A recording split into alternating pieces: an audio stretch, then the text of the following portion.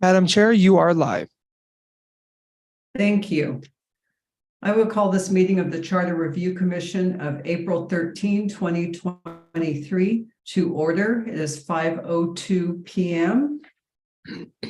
and ask for a roll call. Commissioner Alma Blondes. She is not able to attend. She is ill. Sent me a message today. Is she excused, Madam Chair? Yes. Commissioner Deerdack, Here. Commissioner Dixon, Commissioner Granillo, Here. Commissioner Ives, Here. Commissioner Montoya. Here.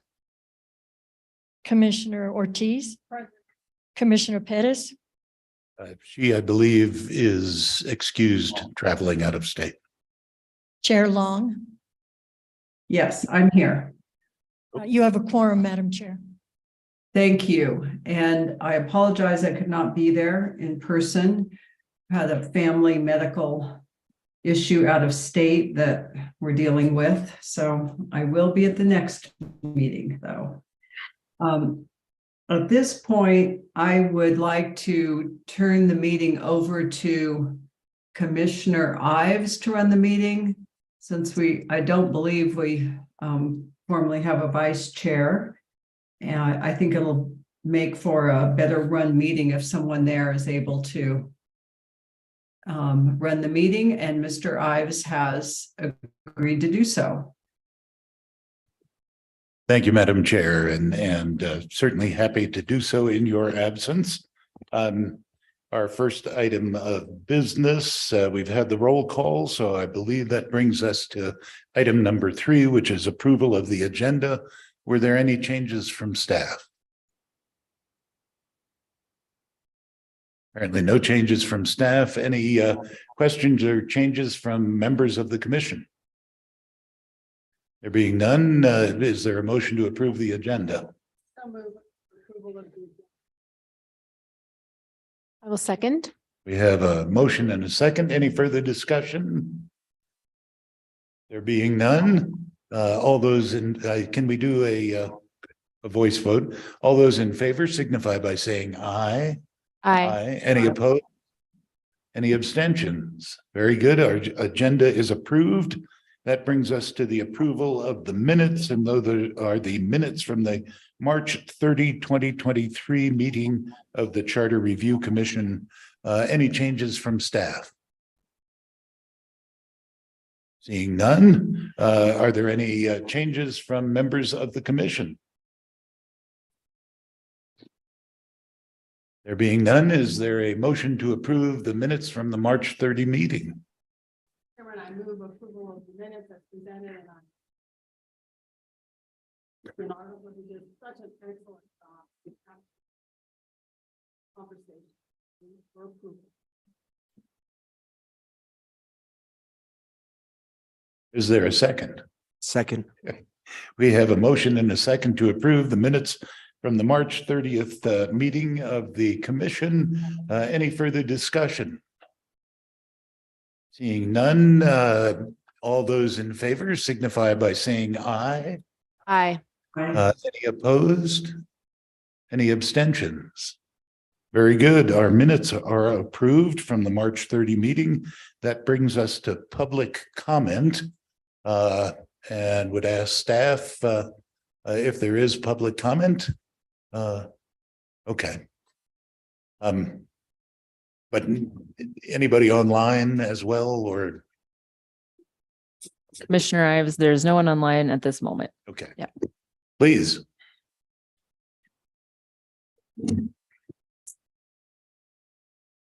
Thank you.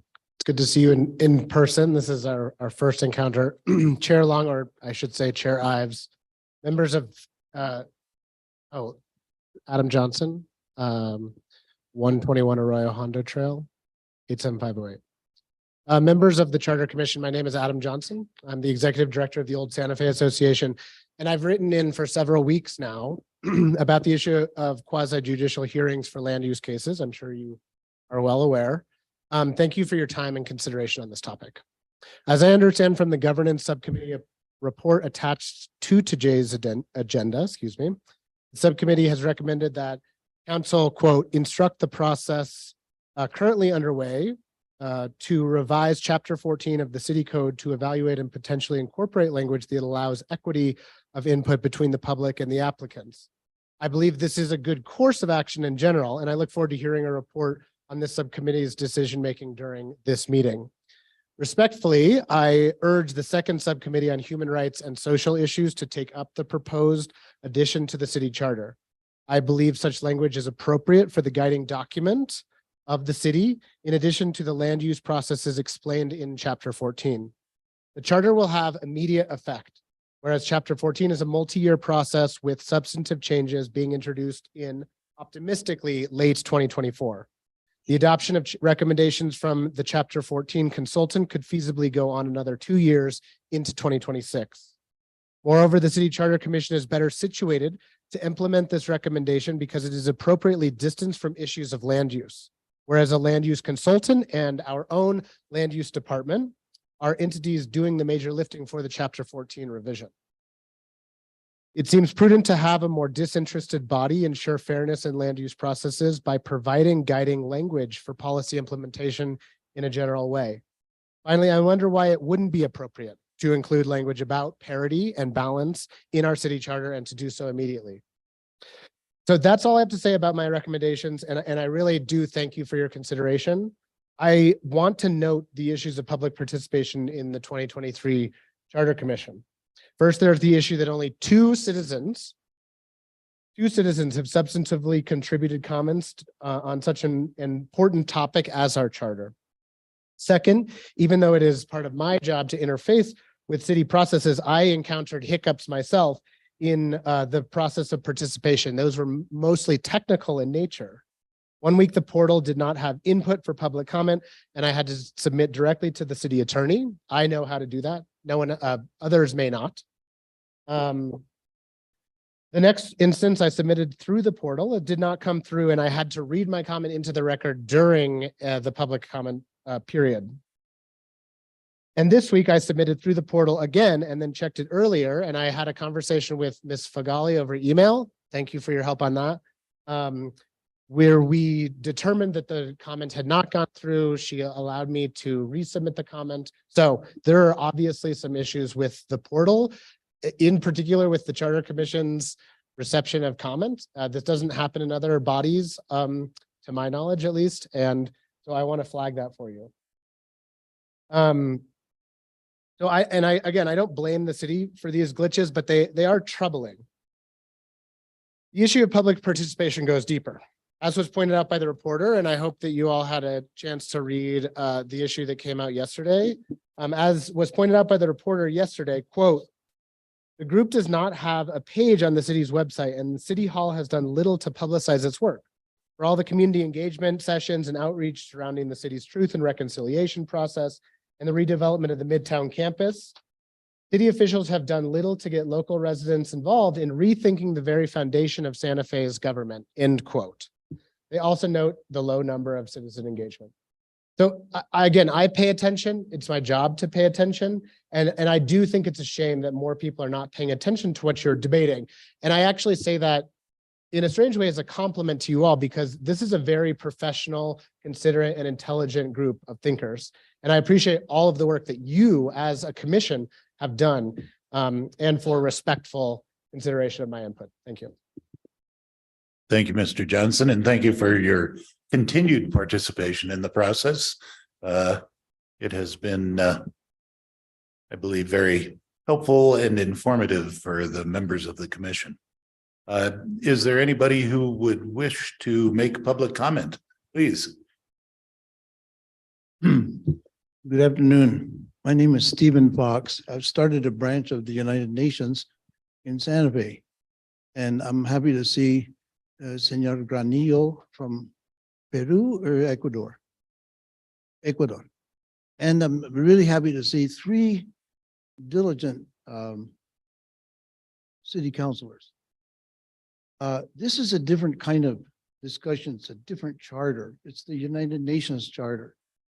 And I proposed in this coming General Assembly that they will pass 4 resolutions. I can, to create Undersecretary General to be in Santa Fe, not in New York. So it's a brand new idea. But I want to give you a little bit of interesting news. Switzerland, in the last 4 days, the last 3 days, has suspended all the vaccines. And moving on to, where they have these lists of which nations have been vaccinated. And it's so interesting. If you start from the bottom of the list, Burundi, less than 1%, and yet 2 presidents of Burundi were assassinated because they objected to the vaccine armies in their nation. And that the next one was Haiti. That was also. Then we go up the list: Yemen, Papua New Guinea, Madagascar, Senegal, Democratic Republic of Congo, Syria, Cameroon, Gabon, Congo, Equatorial Guinea, Mali, Algeria, Burkina Faso, Gambia. What do they all have? I mean, they're not all from one continent, but they're from Africa. These are people that didn't want to be vaccinated. They said no. And I wrote all 28 of the, no, more than that, actually about 80 UN ambassadors from those poor nations that the CEO of Pfizer targeted. The CEO of Pfizer, CEO of Moderna, perhaps unbeknownst to you, are indicted for genocide in the International Criminal Court. So I'm quite capable of talking about all this stuff for 2 hours. I'm only limited to 2 minutes, but I just want to formally introduce myself and let you know, if you want to do one thing to advance the idea of a United Nations branch in Santa Fe, write a letter to Anthony Blinken, 2201 C Street. He's the USA's Secretary of State. The zip code is 20250. And send a copy to Linda Thomas Greenfield. She is the African-American US Ambassador to the United Nations. They'd like to hear from you. I'm not going to tell you what to say. I think you have ideas of your own, especialmente nuestro compadre de Ecuador. Gracias. Thank you very much for coming down and sharing that with us. Any other public comments at this point in time? And I assume there is still nobody online. Commissioner Ives, I will confirm that that is correct. Okay. In that case, we'll close public comment and go on the agenda. And that brings us to item 6, which are, oh, I'm sorry. I was looking at there it is, comments from councilors. Welcome, city councilors. It's delightful to have you here. Thank you, Mr. I never know what to call you, Mr. Ives, Mr. Vice. Peter Chair, works. Mr. Chair, I know we have the chair on TV up there. Anyway, thank you for this opportunity. I wanted to come in front of you to give you a couple of thoughts. The last City Charter Review Commission, I actually had the pleasure of sitting in your seats. And so I want to thank you for your service. Thank you for the work that you're putting into this, because as other speakers have indicated, it is important. And I wanted to share with you that kind of from that experience, some of the thoughts that we had at the time and how we have arrived where we are with the current governance structure we have. And I think I want to encourage you to think of the governance structure, and I'm sure you are. I haven't had a chance to follow your proceedings closely, but certainly I think it's important that you consider the governance structure without regard to personalities that are currently serving, and just look at the structure as how you think it would function appropriately without thinking about the current personalities in the chairs that you are occupying at the moment.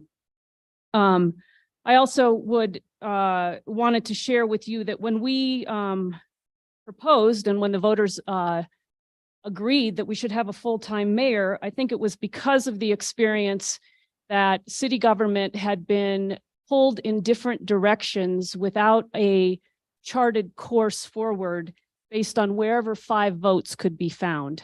And I think that we are seeing, and we, with this structure, have been trying to correct that kind of lack of a charted course, right? We've had, and I think as a result, we weren't doing the things we needed to do in city government to professionalize it, to keep up with 21st century structures and ideas and systems, because there wasn't a coherent path forward. And so I want to encourage you not to deviate from that path. And I would encourage you to consider whether it would be a good idea to do what we couldn't do 10 years ago, which is to take the mayor off of the council, a future mayor, off of the council altogether, and give that mayor a veto authority, and perhaps have, I think Albuquerque has a model that is similar to this. I think the council there elects a chairperson from among their members, and the mayor then can really function as a chief executive officer in a true way, setting the course for the direction of the city, and of course, working with the council, have to work with the council to get buy-in on whatever that agenda is in terms of moving it forward. And so I don't know where you are in all of that, but I did want to come. I heard there was an opportunity that you would be hearing from counselors. It was rather ad hoc. I heard about it this afternoon.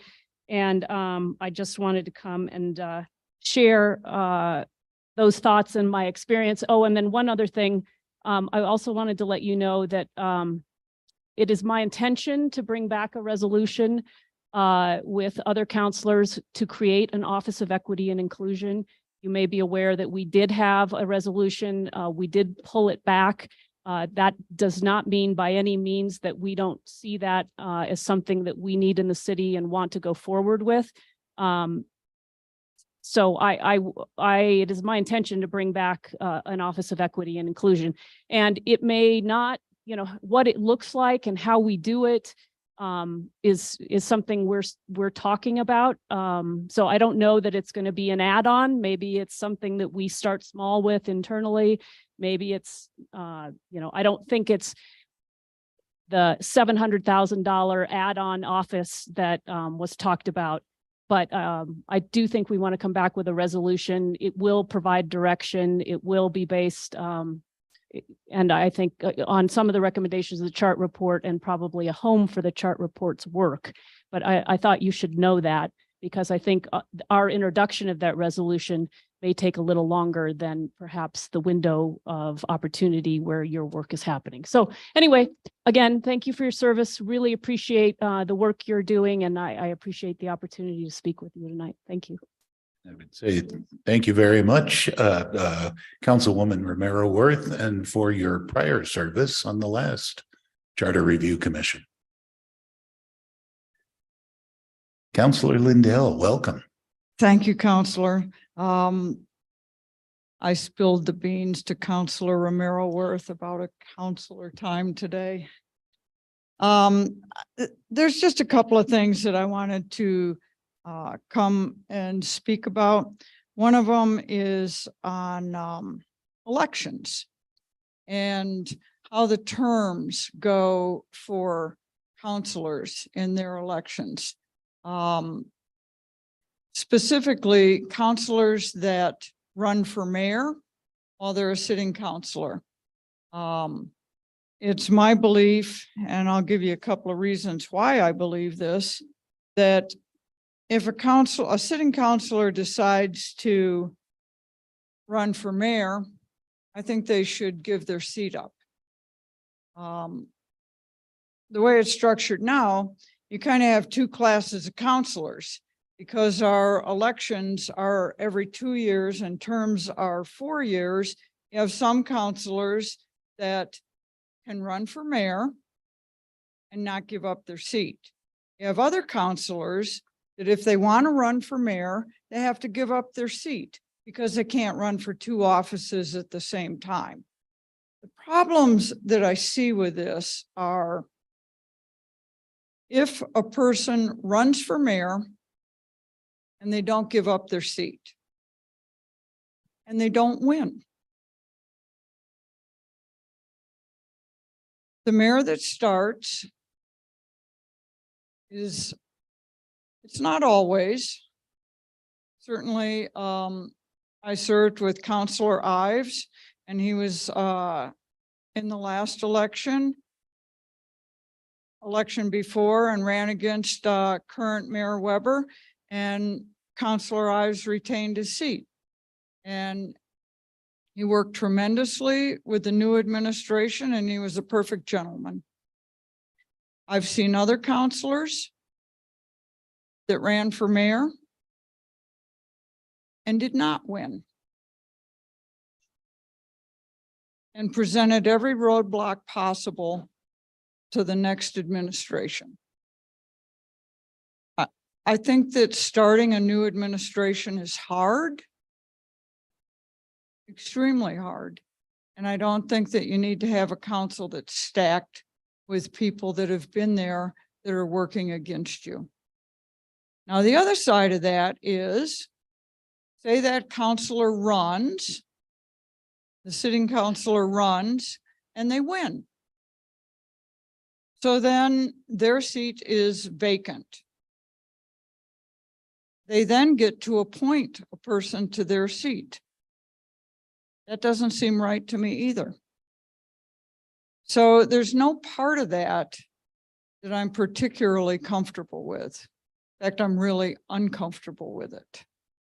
I wish that this commission would give deep consideration to what that means to incoming administrations, new mayors. Makes a lot of difference. I've seen 2 new administrations. One was very smooth, and the other didn't have nearly the cooperation from the get-go that they deserved. The only other little thing I'm going to comment on is I did read the Reporter this week, and I just think that some of the items that I've seen being considered by the Charter Commission are not the purview of the Charter Commission. I think that their policy of the city, one of them being talking about a charter edition on protection of agriculture. And I have to tell you that I was here, I think Councilor Ives was here also, when we went through a long process with a garden that was here in the past, and our land use department and our land use director spent an inordinate amount of time dealing with a gardening situation that was illegal, unreasonable to a neighborhood, using water inappropriately, and we spent a huge amount of time on that. I only say that because it was used as an example in the article, but I don't think that positions on agriculture are really the purview of a charter. I think that those are policies that councils can choose to pick up and run with, talk about, and make decisions on.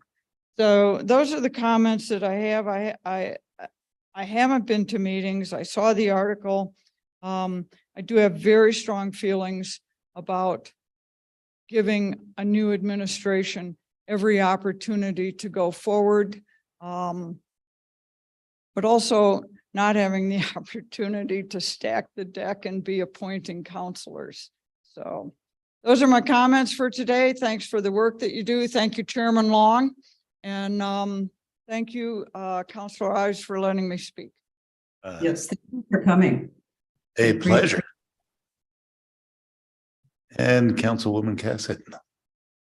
Good evening. It's so interesting being on this side. I feel very off. I'm like, Paul, get out of my seat. I need my mic back. Also, if you need any hand sanitizer, it's in the drawer. So, you know, we're covered there. I'm enjoying your seat. Oh, I'm glad you enjoy it. Well, thank you so much, Chair Long. I'm assuming Vice Chair Ives, or maybe just substitute chair for the day. Thank you so much for serving on this really important commission and for really considering the structure of our government. I know that it is not easy. There are a lot of questions that the three of us were actually involved in the writing of the resolution ordinance legislation that established this commission and posed some of those questions. As usual, my brilliant colleagues have already covered a lot of the topics that I think are important, but I will go ahead and reiterate some and add some new ones. As Councilor Mara-Worth discussed, I think that looking at our government structure is something that's really interesting. We have this fascinating hybrid right now. And I think that there is a component of looking at the balance of power. Do we take the mayor off and provide veto power overturned by a 2/3 majority, or, you know, whatever the case may be, but looking at how we really can perhaps separate the legislative and executive branches and provide some more opportunities for interaction between the two in a way that is almost forced, because in order to get anything done, those two areas are going to need to come together. While I think there is an improvement from what I heard the past looked like with being able to kind of drag the city in either direction wherever you could find 5 votes, we do still come to the place where we find 5 votes. And so that's something that I'd really like to see how that can be massaged to provide a little bit more structure and a little bit more clarity, as well as provide some more opportunity for the city council to have some more power. I think that there can sometimes be some power imbalances, and how we can look at where the council can really exert their power and the clarity of where the city council can exert their power. I believe over the last, as I've served 3 years, there have definitely been some moments of kind of this question of, does the council have the authority to do this? Does the mayor have the authority to do this? And so some clarity in those areas, I think, helps all of us work better. And we don't have to spend time having these conversations in council as to whether or not the thing that is being done is allowed to be done by the people that are doing it. The other thing that I would add, and this really piggybacks well off this, is the workload of a counselor. This is not stated as a part-time position, but definitely billed as one.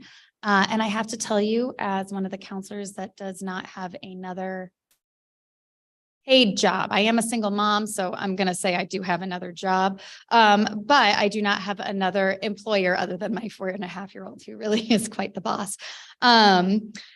But it really, I'm constantly behind anyway, keeping up with the emails, the number of events that I need to go to, the amount of reading.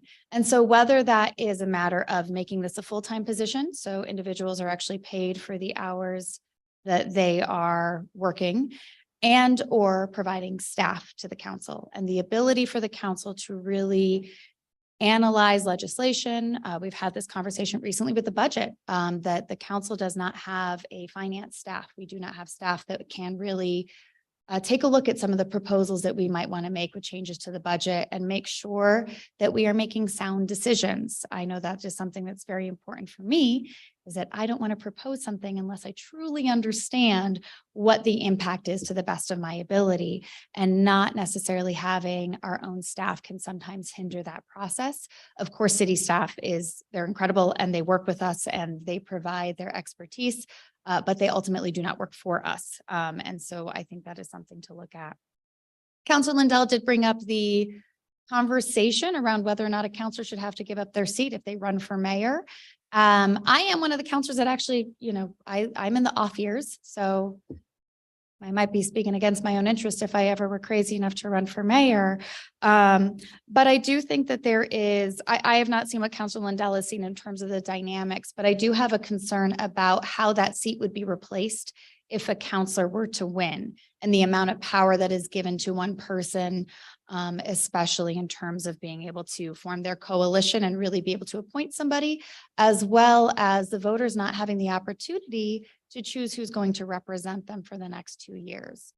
So I think that that is another area that I would encourage you all to take a look at.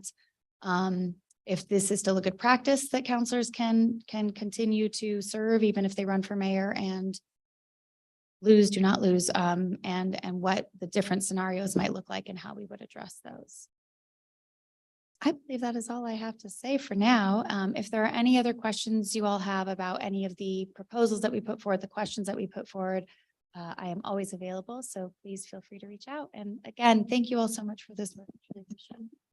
Thank you very much for coming this evening and speaking to us. It is fabulous having members of our city council here, as well as members of the public. I think this is one of the more full sessions we have had in the audience, and that always makes it much more exciting being up on this side of the die.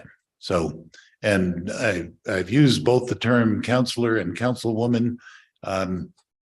Never sure which is correct, so please forgive me if I have committed any gaffes in that regard. But again, thank you for being here. So I think we have concluded items 5A, the public comment, and 5B, comments from counselors, which brings us to item number 6 on the agenda, which is discussion. And first up is our proposals by the Subcommittee on Governance Issues and the Financial Audit. Hi, gracias. Thank you very much, Commissioner Ives, and thank you particularly to counselors and Mr. Johnson, because it is fortunate that the item where I'm going to be reporting on this document comes right after hearing from all of you, because each of your comments pertain to some comment that I need to report. And I think what I want to do is refer the commissioners to the piece that we started writing 6 or 7 weeks ago. It has gone through several versions, and at the present, what has been posted is version 13. That's not to say that version 14 isn't in a draft form pending the consequence of this meeting. But I've discovered that if I don't get ahead of the game, I'm behind. And so that's how that works. In version 13, if commissioners are looking at it, you will notice that at our last meeting, we looked at version 12. And in that case, there was a long list of marginal notes about amendments that we were considering that commissioners had asked us to discuss, and we did. And so the marginal notes in version 13 also seem voluminous. And that is only because we struck out all those we discussed last 2 weeks ago and started over with the questions that you folks asked us. And so the questions on the right-hand margin are all new. And those of you who were at the last meeting will recognize them. We attended to each of them and made adjustments as we thought we should. I think now I need to turn to some of the comments that we just heard from counselors, because I'm so grateful for them. I'm going to actually dive into them. And I don't know what the accepted protocols are, Peter. And so I'm going to defer to you when it comes time to deal with process. And if we get to an item, as I'm expecting to, where I am reporting on something that one of the counselors has just discussed, can we be sufficiently informal so that I can ask that person to come back to the microphone and enter into a colloquy with me about that? I certainly don't have an issue with that, but let me just turn to the city attorney and see if there's any problem with having that type of dialogue during discussion. Commissioner Ives, commissioners, I think it would revert to Robert's rules in terms of that, and I'm not sure that would be prevented. So we don't have, public hearing rules for this commission. So this would say that whatever we do now, and you should probably do it consistently going forward. Yeah. So that sounds terribly permissive. Commissioner Ives, Commissioner Dudek, I agree. In that case, having granted myself permission, off I go. The first presentation that I think needs to be discussed here is that Councilor Romero Worth, you'll be happy to know that as long as maybe 8 weeks ago, at least 6 weeks ago, we began drafting the document that's being discussed now. We saw the referral from the council, which referred to separation of powers at the conclusion of one of the several items. 10 items were referred. 2 of them were carbon copies of one another, more or less. How do you devise the role of the mayor? And then how do you devise the separation of powers in terms of the role of the mayor? Those were 2 topics. We considered both of them together. And we began by noticing that as the charter had been, its actual organization of topics in sequence seemed to lend to the confusion. It started with a very long discussion of the mayor's duties. And then sometime later, it described the duties of the council as a subparagraph of something else. And then even later than that, it had a short reference and a short paragraph about the duties of the manager. So what we did is we looked at the way civics is taught to Americans throughout the country. That when powers are to be balanced, they need to be separated. When powers need to be separated, the next question is, how are they balanced? You really cannot be effective in discussing one without the other. Our city attorneys were so helpful in teaching me that other parts of government have 3 branches. This part of government doesn't. It has 2. What none of you know is that I've spent a lot of my life working overseas in governments that have 4 branches of government. Don't go there. It's a mess. In some countries, the military is a branch of government in the Constitution, and it is awful. So we have 2 branches of government. We want to separate and balance. And the text that we have basically does, Carol, what you just described. And we've been pulling and hauling about fine detail for 6 weeks. I think you're going to be pleasantly surprised when you read it. I think, we were thinking along the lines that you were thinking, and you're going to see that. As usual, the devil's in the details. And we've put a lot of attention into the details. And we know that the document that we finally achieve is going to go to you all, and you are going to adjust it using your wisdom and your experience before you ever put it before the public.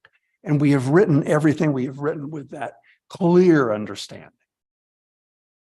So my member of the subcommittee that I chair is sitting next to me. And when you were at the microphone saying what you were saying, we nudged one another and said, my, isn't that interesting? Having said that, I also want to comment particularly on the presentation from the counselor who was kind enough to ask me to be a member of this commission. And we'll talk about that kindness later, Sig.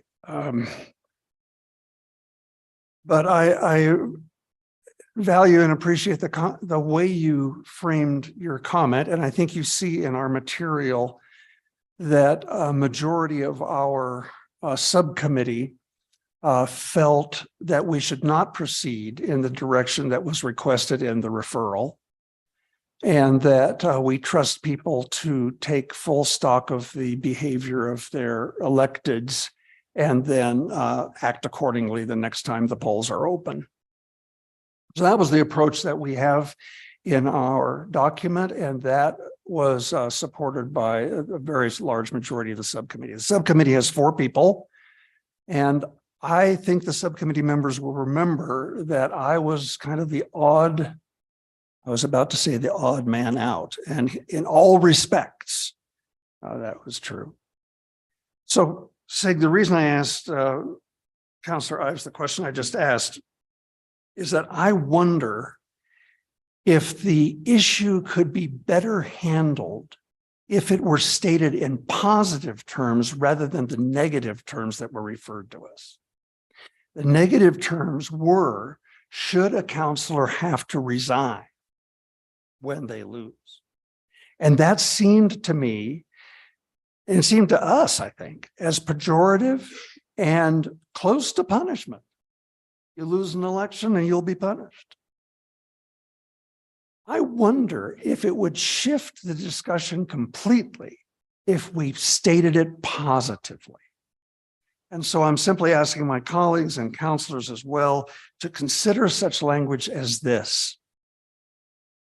A counselor may run for another elected office in government when the counselor has completed the council office to which the counselor has been elected. That puts the shoe on the other foot. And I simply invite all of us to consider doing it that way, as opposed to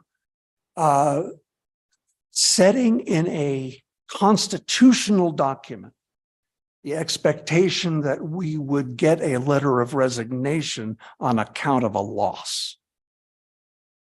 So that's why I wonder if, Carol, you may engage us in conversation. I'm sorry, not Carol. You're sick. The person in yellow.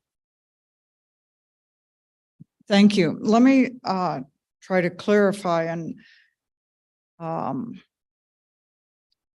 the sentences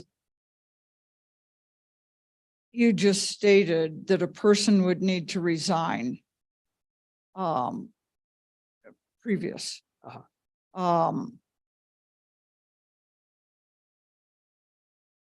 I don't think that that is really where we need to go. My feeling is that if that counselor that still has 2 years left on their term wants to run for mayor, I think at that point, they should give up their seat prior to the election so their constituents can elect someone to that seat. That's what seems fair to me, that they would, I'm going to run for mayor. If I win, terrific. If I don't, I gave up my seat to do this. And it's fair to my constituents that they would be able to elect someone to that seat. So that's my point. A little different than how it was stated in the document that came to the commission from the council. I'm saying to give the seat up when they announce, rather than saying, well, I have to give my seat up later on. That's not it. It's also seems much fairer to me, to their constituents. So that's my, thank you for asking.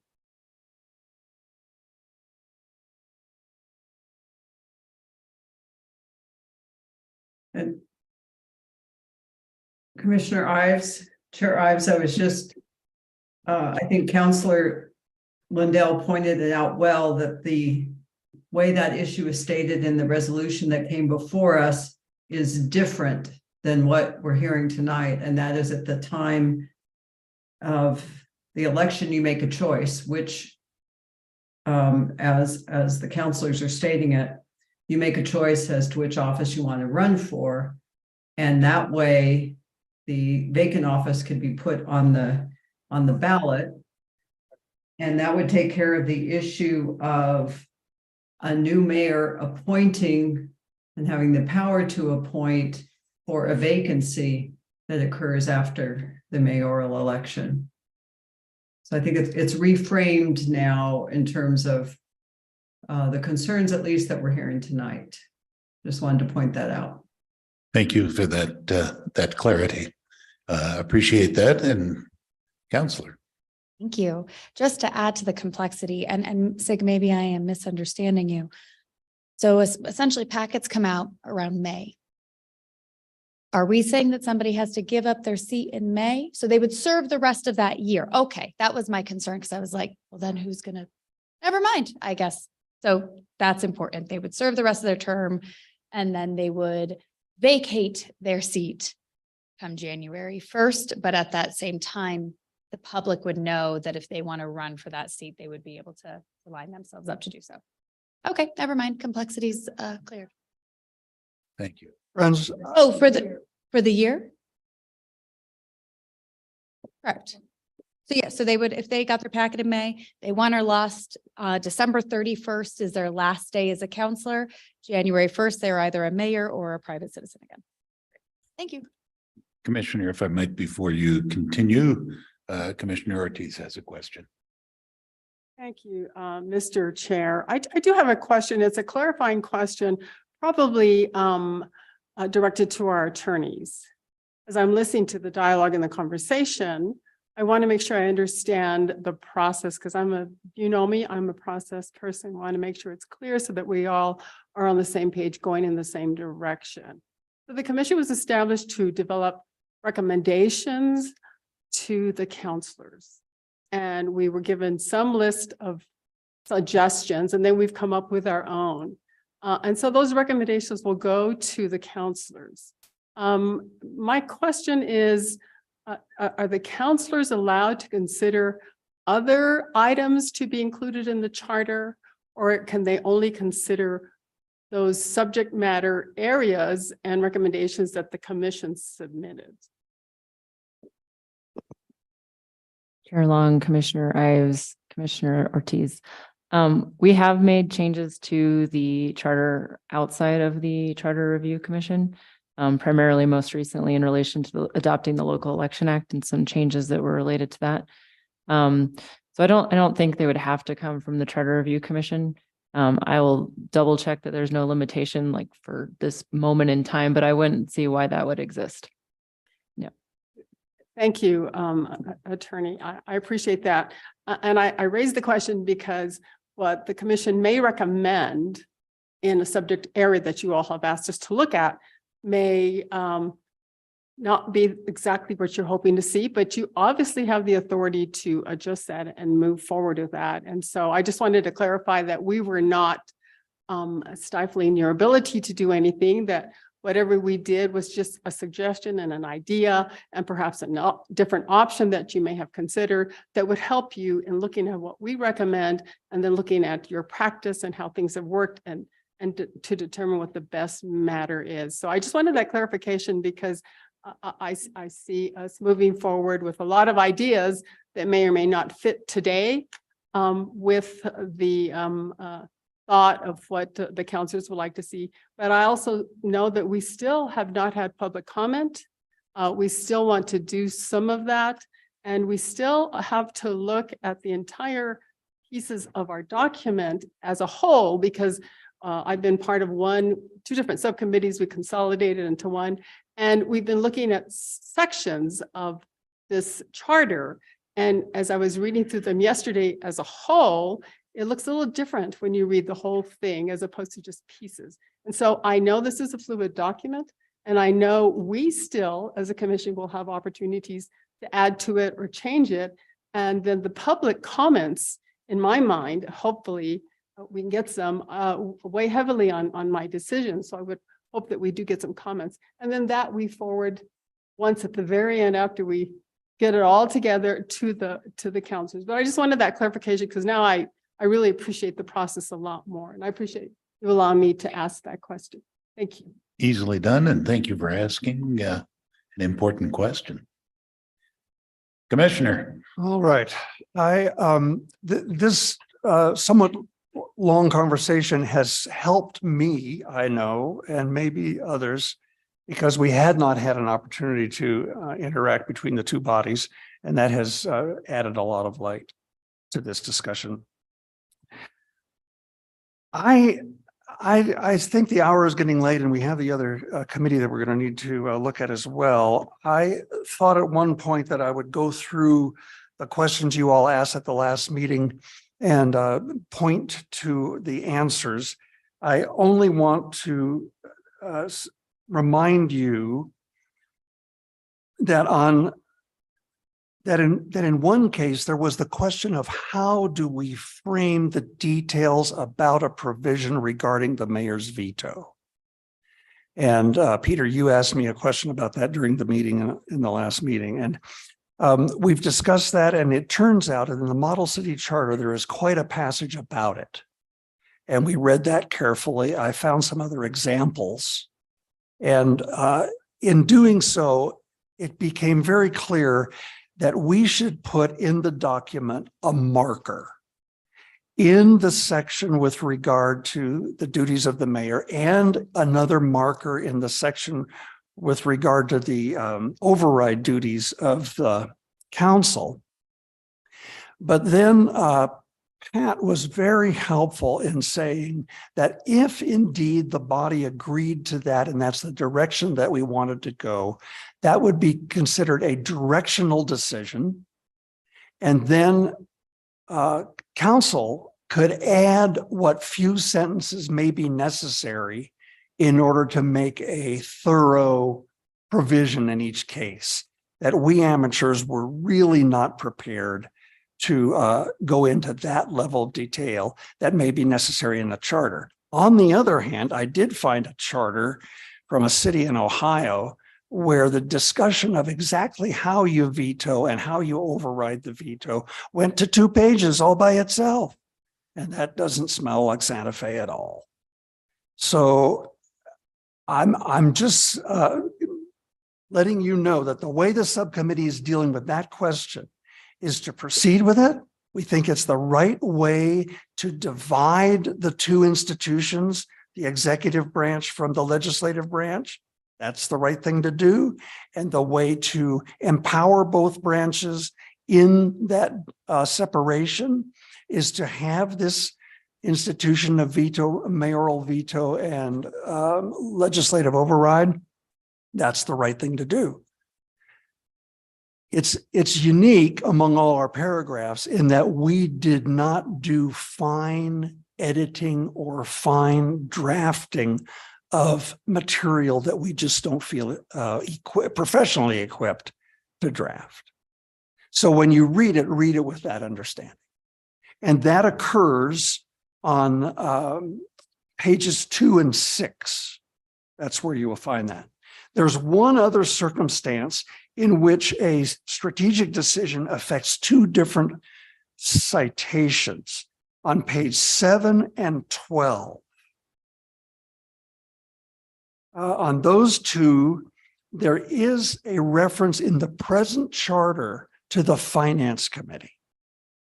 And Peter, you asked if we had a reference to the Finance Committee, wouldn't we consider as adding Public Works? Remember making that request. This became an opportunity for us to, we think, improve the existing charter as well as adding new ideas. Our council entered into a discussion with us, and we saw the wisdom of making it clear and certain that committees of the council are theirs to manage, and the charter usurps prerogatives that should remain in a strong council. When the council determines its committees, determines the roles and behavior of its committees, may readjust them at some time, and expecting the council to go back to the public in a municipal election to concur or not concur with what the council wants to do to its own internal committee structure is, as I say, to usurp the role of the council and becomes monstrously unwieldy. So we went in the opposite direction than the direction you were headed. And that was to strike references to internal council committees out of the charter. Now, the charter does refer to a committee that the public votes the city shall have, and that's the Committee on Internal Audit, the Independent Committee on Internal Audit. That's a different story. That is not the internal management by the council of the council's business. So those are two places where a decision on a strategic matter affected two citations in the document.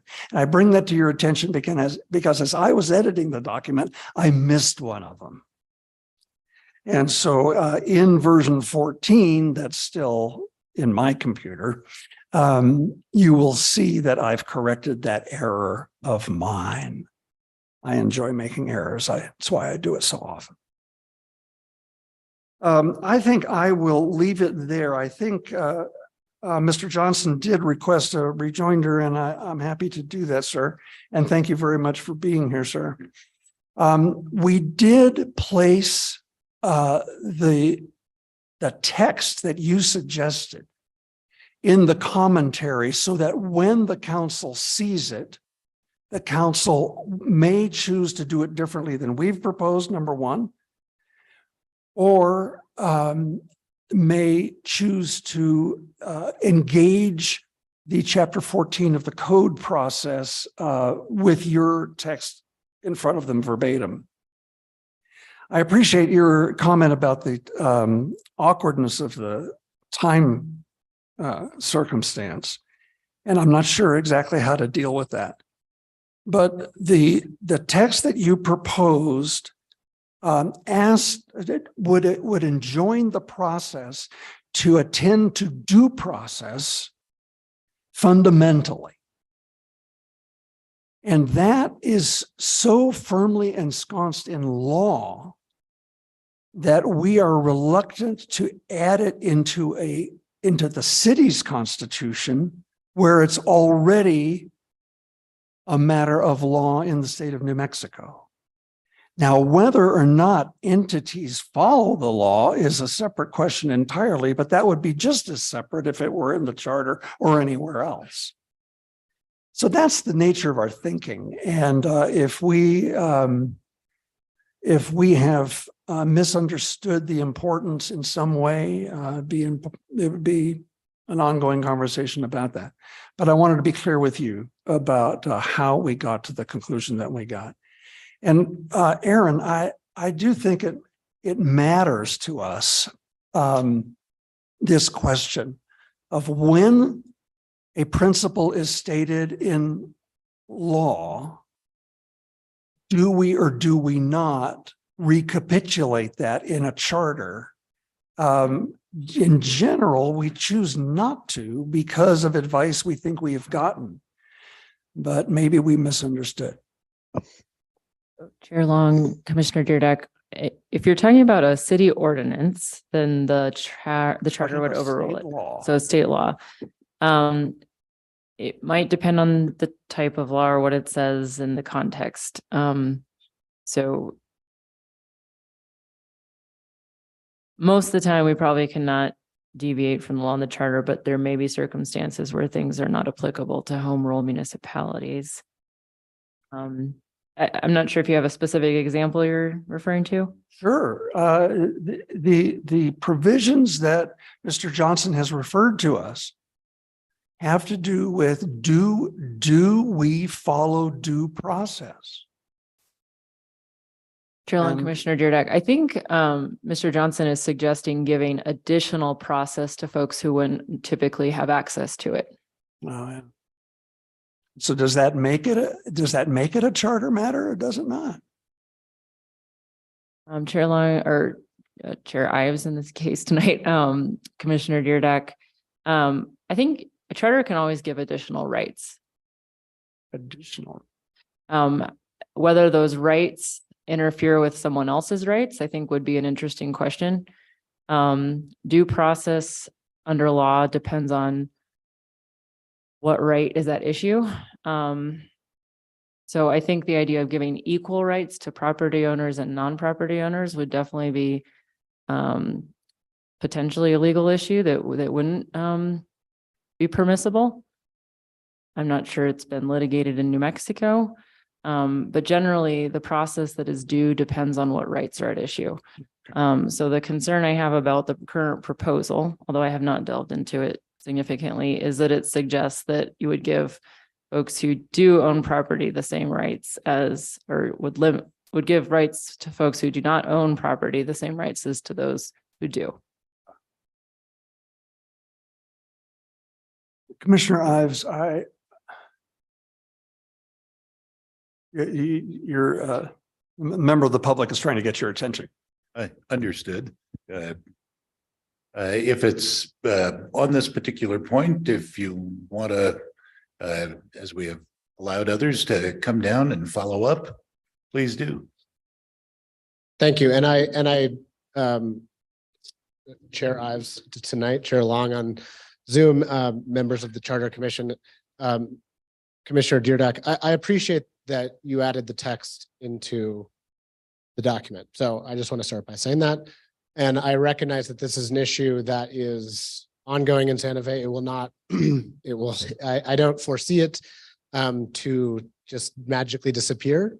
And if you look at the policy statements in section 2 of the city charter, there are statements that, well, the section is called policy statements, but that are specific and probably covered under state law in other instances, but are reaffirmed in the charter. So I'm asking for consideration of affirming, and this, I would, very flexible in how this gets implemented. It could be part of the cultural and neighborhood preservation ordinance, for example, where there are, where there is a recognition that Santa Fe's historic character and attractiveness as an entity that supports the local economy, that is in consideration of environmental concerns such as water resources, things like that, that development issues do contain a matter of public concern. I think we'd all agree on that. If, you know, that's why we have zoning that has specific specifications for what goes where, right? There's not strip clubs, I mean, anywhere in town. There's not a mall, you know, on the historic east side, et cetera. So my initial commentary, lengthy commentary on this was about exceptions and variances. I'm not necessarily, you know, I think it is the property rights, the property owner's rights are typically upheld when they are following the zoning that is stated. Chapter 14 is going to change those. So I am wary to change them alongside of the zoning across town. That's a stated goal of the council in that process. So that's why I think that it's enshrinement in the charter. And again, the language is, this is just a proposal. I'm not a lawyer. And so I would seek the city's attorney's recommendation as well as the charter commissions. So those are my, I'm happy to answer more questions about this, but those, I think, is as briefly as possible my perspective. Thank you, Sir, and it's enlightening to hear you. Commissioner, unless there are questions that commission members have brought on other lines in the text, I think I should leave it there and ask my other two committee members if they want to expound on anything in particular. But I have taken a lot longer than I ever have before, and I'm embarrassed. So, no need to be embarrassed, certainly. I'm not really. Thank you, Mr. Chair and Commissioner Deerdeck. I don't have anything to add. Thank you, Mr. Chair. And I just have to say, I'm very grateful for Mr. Deerdeck's work. He has worked tirelessly putting all this together. I cannot count the number of versions that we have dealt with. It is quite considerable. I thank you for all the work. He's done a really great job. And I appreciate that because I've done that before and I know what it's like. So, but I do want to make a comment simply on, and it's not something I want to go into detail now, but you brought it up, the finance committee, taking the language out. And I alluded earlier to reading the whole document as a whole yesterday, as opposed to pieces of it. When I did that, it occurred to me that if we take the current language that is in the charter of the Finance Committee out, we are going counter to what we were proposing, our intent, by adding financial management and budget information in the document. And so I'm just going to leave that as a placeholder, that I would like us to read the whole document in whole, because I think we're adding the financial management, the budgeting, the auditing in there to strengthen the charter. And by taking that Finance Committee out, that's already been there and working, is my understanding, they're working counter. So at this point, I'm looking at making sure that we include, still keep the Finance Committee in there and add the audit and the finance and the budget.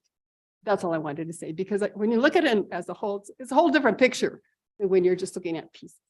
Thank you. Appreciate it. Leave it there, Doctor. Other questions from other commissioners? Chair Long's hand is up. Yes, Madam Chair. We can't hear you. I too want to thank the subcommittee and particularly Commissioner Deardack. It's really evident the amount of work that he has put into these proposals and research by the entire subcommittee. So I really do want to thank you for that hard work. It will serve us well as we, come to our final recommendations. I did want to ask a question and make a request. And the question is, if you would explain for me again how the mayor participates in tie votes, just the logistics of that and how that works.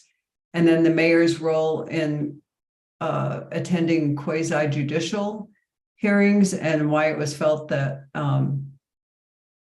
he would be included in those hearings, or what the reasoning was for that.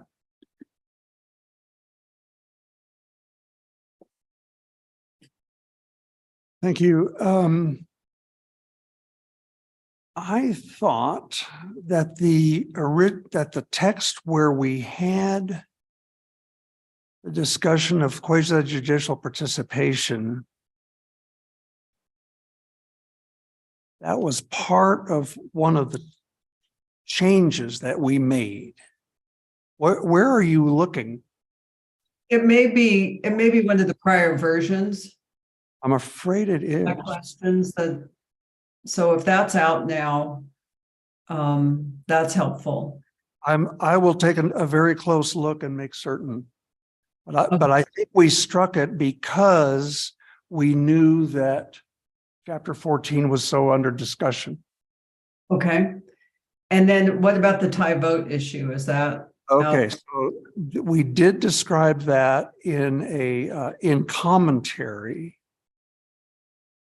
And the new comments in commentary, I will be there. Here it is. It's on page 9 and 10. The top bullet on page 10, let me just read it. I think that'll be easier. Another of the mayoral duties is to break tie votes in the council. How might that actually occur in practical terms? It occurs to us that there are several means, and we suggest 3 ways that the council could handle that. 1, the council or its presiding officer might on certain occasions anticipate a tie and ask the mayor to attend at least for that agenda item. So a second option, the councilors who vote in the affirmative may be ready to move to reconsider so as to allow 1 or more of them to change the vote exactly to avoid a tied outcome. And third, the matter may be automatically tabled or tabled by vote to be brought off the table so as to include the mayor's tie-breaking vote either for or against. So we just think that people with parliamentary experience, such as councilors, will find ample ways to do this mechanically.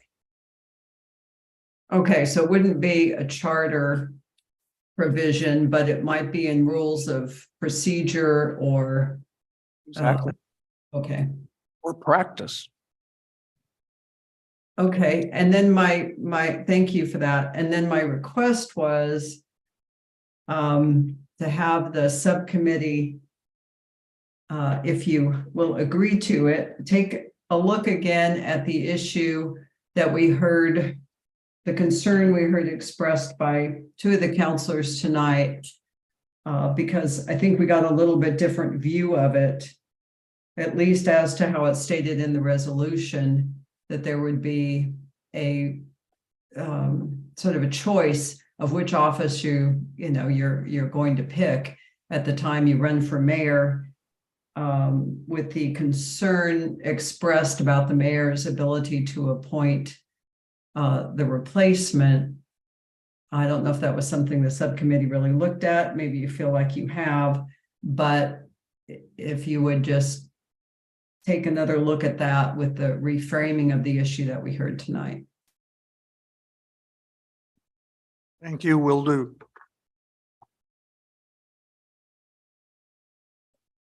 Thank you. That was all I had. Thank you, Madam Chair. Questions from other commissioners? And the only thing I was going to say was that having been in those land use discussions on both sides of this die, ensuring fairness is what creates, I think, confidence, especially in the public, in decisions that are made.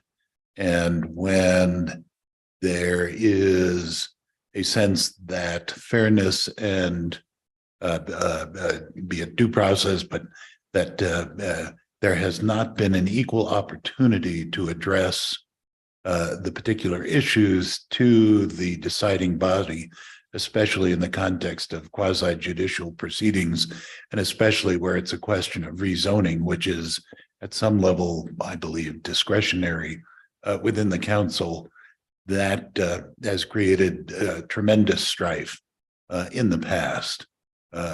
Personally, I am in favor of some statement in the charter that requires that. I've been present in the last number of months at one of those types of proceedings where, as well as the related interaction between city government and the public, have suggested that some of those principles were not fully observed. And some of it, there were various rules adopted by the current council for participation, which, reading the letter of that rule, were not followed, which I believe was due to an interpretation of various district court decisions on various matters. But so a strong proponent for having something that captures that need for fairness and equity and due process for all the participants in a proceeding. Yes, so my 2 cents worth. Thank you. Any further discussion on the governance and financial committee matters? That brings us to the next item on our agenda, which is those issues that are before the Human Rights and Social Issues Committee. And you have a number of items in your packet. And I actually had one question for who had assembled those packets. City Attorney Martinez had commented on what we had put in place last time. I had responded to those comments. There he is. And I wasn't sure if the materials in our packet reflected any of that discussion. If it does, I did not see it in there. So was curious because there did not seem to be that was issues that were significantly substantive. But and I'm happy, Marcos, obviously, to let you characterize your comments on those, but I wasn't sure if that commentary was captured in the packet because I could not see that in mine. Chair Ives, Mr. Martinez did ask for which materials will be loaded. So I think that would be properly directed to him. I have not reviewed any of your materials. Gotcha. Marcus, if I might just ask you to address that particular question, if you would. Yes, and thank you, Mr. Acting Chair and Chair Long, members of the Charter Commission. I apologize if there's any confusion over the version that you have before you, and I think section 2.08 Charter's draft section 208 and 1001. I wasn't sure if the commentary was between us or not, and so in an abundance, perhaps an overabundance of caution, when staff was asking me whether these should be clean versions or red lines, I suggested clean, and he had thought initially to load clean versions of the document. So the comments are not captured in the versions online. I'm happy to circulate those versions among the entire group, or post or post them on the website, which we are working on doing as well. So I would just ask for whatever your preference is, and then also offer that we could also just touch base beforehand, so that I understand what you would prefer to see. Yeah, certainly would love to do that. And I think your thought of, because we're not taking action tonight on any of these, that just if you could circulate out those comments to members of the commission, that would be helpful, so they understood that back and forth that you and I had. So would certainly appreciate that. We did not have other substantive changes to the materials that are in your packet. Indeed, between commitments of mine related to the celebration of Easter, I suspect with Commissioner Granillo, commitments to plant and get all of the garden that he oversees done in this past couple of weeks, past 2 weeks, which I know has been happening with Commissioner Perez's travel and with Commissioner Blondis's having a health matter that we did not meet and did not further discuss. We did not take up either item D, which was added to the subcommittee, which is the question of whether all bodies of city government, including those established as advisory in nature, such as committees, commissions, special committees, task forces, etc., should comply with the State Open Meetings Act. And I suspect our committee is very much interested in addressing those issues. So we'll certainly commit that by our next meeting, we will have done so and have any recommendations to bring back to the commission. So happy to answer any questions that anybody might have. Yes, Commissioner. Commissioner Ives, when you presented the proposed amendment with regard to food policy, you made a side comment that in the implementation sentence, every one of the items in the policy section of the charter, this is Article 2, have an implementation sentence at the end, usually beginning with the preposition to, and yours does as well, to ensure. You see that. You noted that you use the verb ensure 3 times within the first half of that sentence, and you were going to do something different about that. My hope is that you will not only deal with the syntax, but as you and I have said privately, I've been so involved in this issue all my life, and I nobody has to explain to me how important it is. However, putting a city in the position of having to do something that public entities have been trying for years to measure and have failed seems to me to be opening a barn door of liability. If somebody in Santa Fe were to starve to death, would that family have a cause of action against the city if this says that the city shall ensure that no one be hungry? So it seems to me that take a look at the other items in Article 2, and you will see how other people who were pursuing important topics squared that circle. And I'm hopeful that when we see this again, it does so.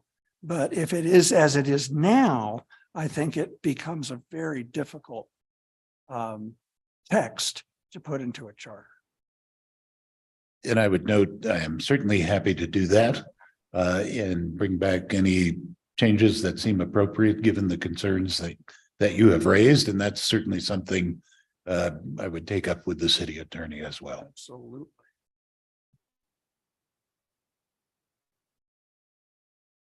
Other questions? Yes, Commissioner Ives. Yes, Madam Chair. Yes, we heard tonight from, looking at my notes here, from Counselor Romero Worth, that the Office of Equity and Inclusion would be brought back. I think we had heard about it along the way when we were looking at the human rights issue. And then we knew that it went away. And now we've heard that there will be work to bring back that office. And I'm wondering if that impacts the recommendation to establish a human rights commission for the city, or whether we've already, and I apologize if we've already gone over that, and I'm just not remembering that even with an office, this subcommittee thought that a commission would be important. We actually did touch on that. And generally the question was in significant part whether or not consideration of these issues was significant, i.e. issues relating to human rights, was significant enough to create a permanent commission within the city to address those issues beyond just an office within the executive that would look at issues of inclusiveness and equity. And the other point that we had talked about previously was that we thought it was significant enough to allow the people of Santa Fe, the people who would be voting on any changes to the commission, to the charter, I'm sorry, to allow them to weigh in on that as well. We talked about, the significance of issues, not only within the city, we're a sanctuary city. We deal significantly with issues relating to human rights. It's certainly significant at the state level, at a national level, and at an international level. So that had been the feeling of certainly of the committee, and my understanding of the prior discussions, which were not extensive on that particular issue. But yes, I can certainly affirm that the committee would still bring that forward to the entire commission to consider. Okay, thank you very much.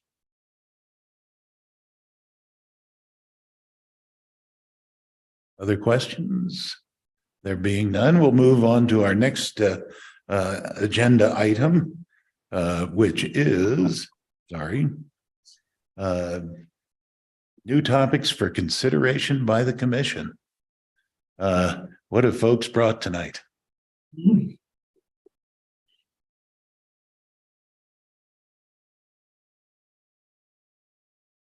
Nothing new at this moment. So we'll move on next to matters from staff. Thank you, Chair Ives, Chair Long, commissioners. Thank you to staff for being here tonight. I think, did you all meet Marcy last week or 2 weeks ago? Okay. So welcome again to Marcy. I asked her to sit here. I've had 3 different people during this last few months. I think we're very close to being fully staffed again. So that's very exciting. Let's see. I did want to mention a few things. So as Marcos mentioned, we met with our webmaster yesterday on a draft page It does include many of the materials you all have been using as resources during the last couple of months, as well as we're going to be posting each of the proposals. And so folks will have the opportunity to pick which proposal they want to comment about, and or many of them, and submit specific comments about proposals directly. The default will be sending those comments to all of you directly. If you don't want that, please let us know. I think it's pretty close to being ready, so hopefully we'll be able to alert you and that it's ready to go in the next few days. That does depend on a couple other people other than myself, so I can't commit to a specific date, but it does look pretty close. So that's what that looks like. And if there's any additional materials the commission would like to be placed up there, please let us know. Ideally, there are things that the whole commission has seen and discussed. That way there's not surprises. So anything you've talked about tonight, I think would be fair game. Resources you've referenced, such as the model code, we were going to put those up there, the prior year's reports, that kind of thing, the prior commission's reports. I did want to just make a comment about the branches idea. So I think under our current charter, I would say that we've got elected officials with characteristics of or responsibilities that are characteristic of executive and legislative. I would say that what's being proposed would be 2 branches. Currently, I think we've got elected officials who are purely executive and 1 elected official who has elements of executive and legislative. It would be hard to say that currently we have branches at all. I think it really does not reflect a branch system currently, not to say it can't in the future, obviously. But the idea of branches doesn't come up in our charter currently, or in our structure of government. It's more of powers that are similar, that are executive powers and legislative powers, I would say. Let's see. I think I just wanted to clarify the comment I had about the finance committee, maybe for the whole group as well. The finance committee is defined in ordinance currently, as are the other council committees, and then their procedures are established by the governing body. And the only mention of the finance committee currently is in relation to the budget.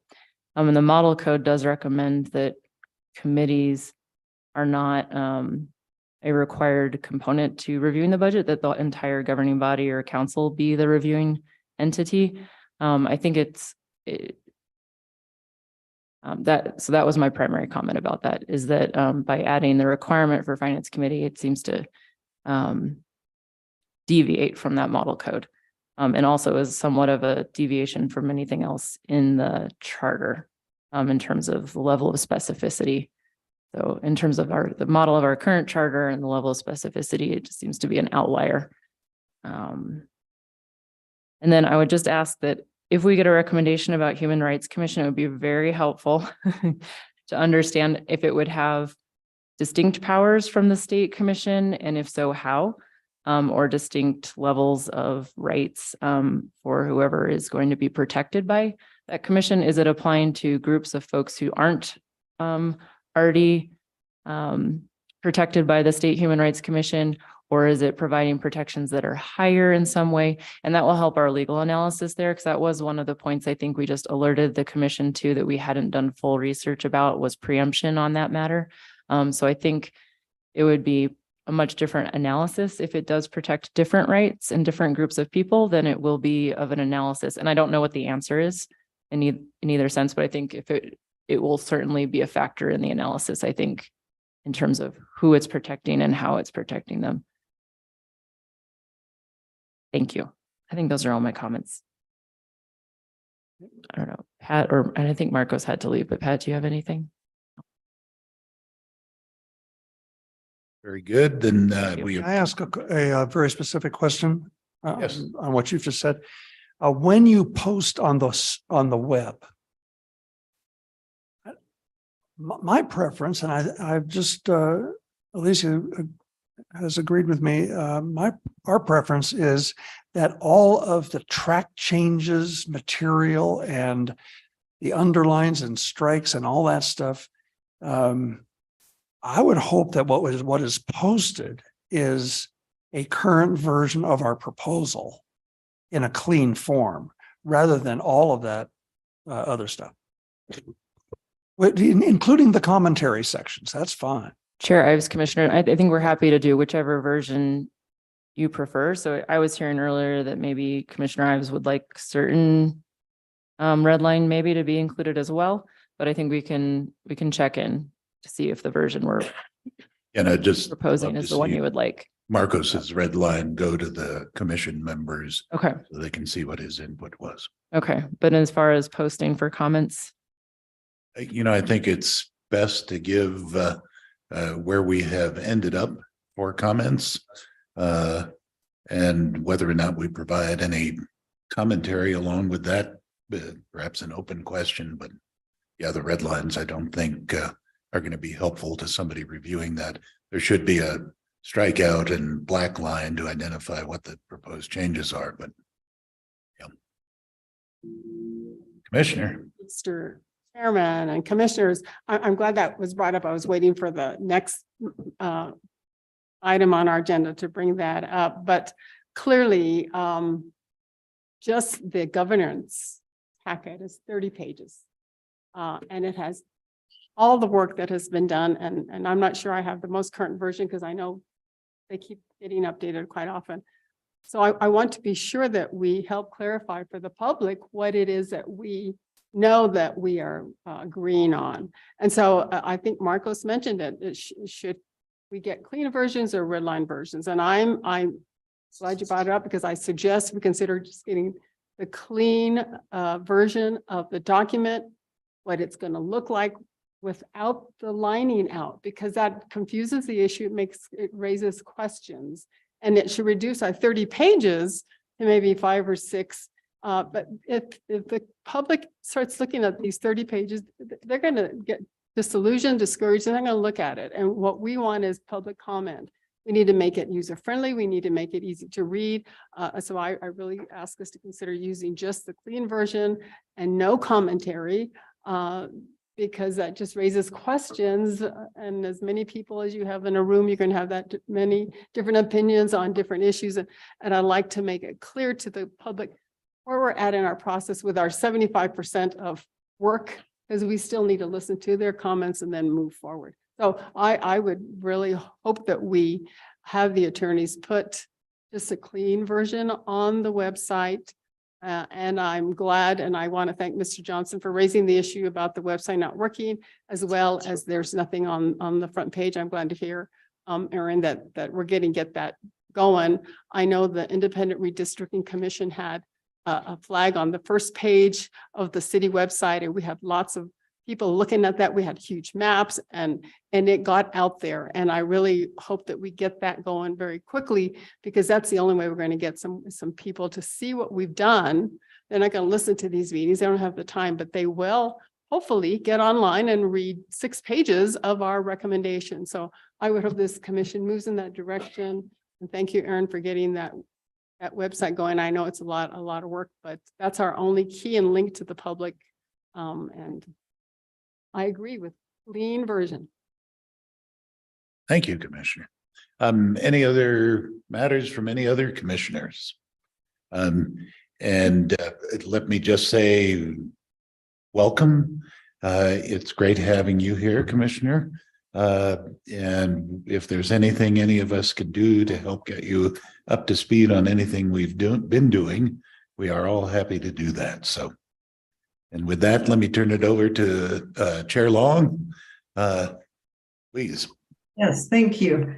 On the issue of the reports and being posted for the public to view, I agree with the clean version recommendation. Do we also want something? I know you all have been doing a lot of drafting and a lot of work, so I don't want to ask for anything additional that you think isn't necessary, but just sort of an introduction about this is what it does, because it's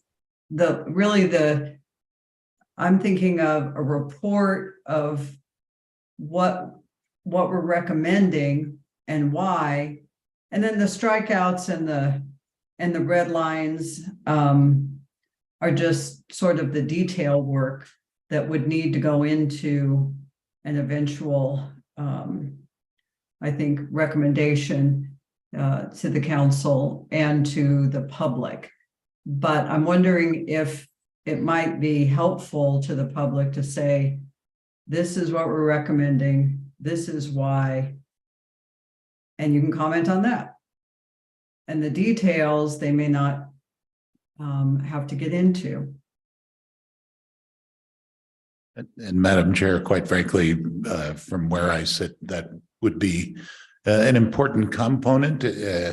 Again, when it's presented, it can be, you can separate out the actual provisions from commentary so that those who want to look at commentary can, but folks don't have to. So keep it as simple and straightforward as possible for those who want to take that path. But if anybody seeks some understanding of what the thinking of the commission was, I think that's helpful too, quite frankly. Thank you, Madam Chair. Well, for us to think about. And then, we do meet in 2 weeks, and I just need a reminder from our city attorney about our sort of drop dead deadline. It looks like we may very well need a meeting in May, 1 or 2 to get our work wrapped up. So let me ask Aaron what our timeline is again. Yes, Chair Long, Chair Ives, Commissioners. The deadline is May 10th to have a recommendation to the governing body. There is a governing body meeting scheduled for that day, one of our regular meetings, second Wednesday. So it doesn't say it has to be made during the meeting. I think it was a deadline such that they would have it by then. So I think if the commission wanted a presentation on that agenda, I think the governing body would certainly include that. However, and if that were the case, you'd want to have it on the agenda that goes out on the Friday before, which is the 5th. If you're not shooting to have a presentation on the 10th, then you could just intend to submit it that day. Okay, we may have to see what's possible at this point, I think. But I just wanted to alert everyone that we may need a meeting, and if, we'll have to figure out schedules, of course, and staff availability, but we may need another meeting the first week of May, I would think. But we'll see what we Madam Chair, to set that now. Any way to select a date now? Is that possible? I will defer to our city attorney. Chair Long, Commissioners, it's not an agenda item for a vote, but I think you could certainly give some feedback and the chair could schedule something. Right. Or you could discuss, we could send out some sort of, we could find out when folks are available. If you want to give some feedback on that idea now, and we could figure it out.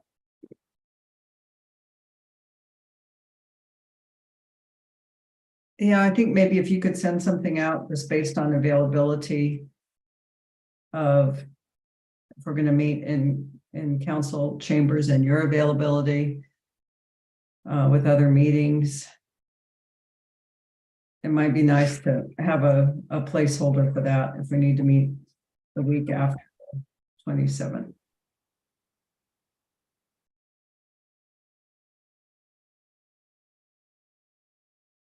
Wednesday. Chair, Commissioners, I think I'll have to talk to the clerk's office about what's scheduled in here. If the desire is to have it in the chambers, we're going to need to consult with the clerk's office. Is there another room in the building where we could meet? Chairs Long and Ives, Commissioners, I think it depends on what technology you'd like to have available and what level of participation by the public. There's a couple other facilities that Jesse had looked into that have the video conferencing available for YouTube and Zoom. I think one was Market Station at the rail yard, and then was there a third one? he presented Uh, on this issue. I think the conference room is possibly usable. Commissioners, the issue with the conference room would be public participation. So it's pretty limited size. We would fill it up basically. And if you're gonna have more than a few public participants, that would be limiting. Right, I just check with the clerk and we'll see if we can't get some idea.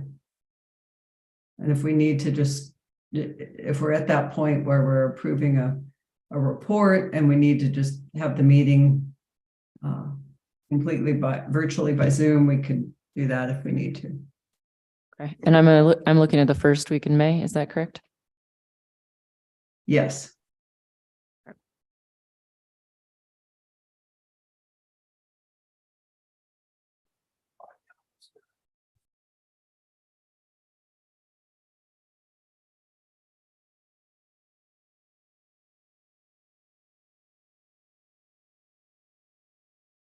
Okay, and I too wanted to welcome Commissioner Dixon and thank you for joining us. And we will definitely have some time to catch up before the next meeting.